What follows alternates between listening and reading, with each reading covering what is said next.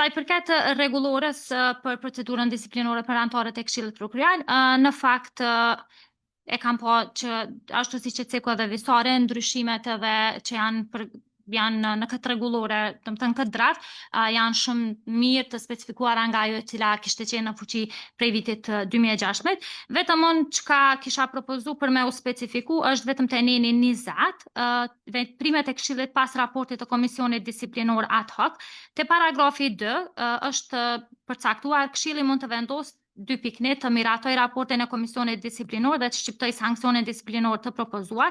që konsideroj që është plotësisht në rregull. Në paragrafi 2.2 hedh raportin e Komisionit Disiplinor. Këtë pjesë ose këtë përcaktim në rregullore mendoj që ishte dashur me specifiku, sepse zakonisht hedhja e një raporti ose një parashtrese zakonisht bëhet në procedurën fillestare, domethënë kur shqyrtohet nëse është kur ka pengesa procedurale. Kështu që në këtë rast i bën që nave që kemi hyrë në shqyrtim të raportit është zhvillu procedura hetimore ndaj anëtarit të Këshillit, kështu që mendoj që ose ta largojmë tërësisht edhe të mbetet vetëm miratimi i raportit ose ndryshimi i sanksionit ose edhe refuzimin tërësi i raportit të Komisionit Disiplinor, ose e njëjta të bëhet që të hidhet raporti Komisionit Disiplinor nëse plotësohet me përshkrimin, për shembull,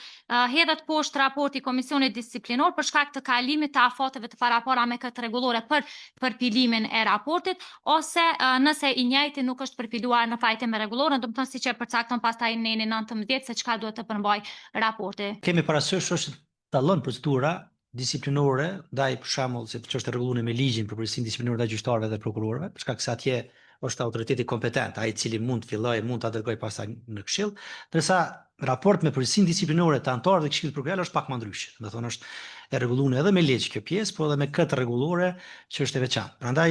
unë nuk po mendoj që domethënë edhe nëse mbetet kështu mund të jetë gabim, por megjithatë nëse keni propozim konkret që pika 2.2 e nenit 20 se si të ndryshohet, atëherë mundemi me trajtuar dhe mundemi me ndryshuar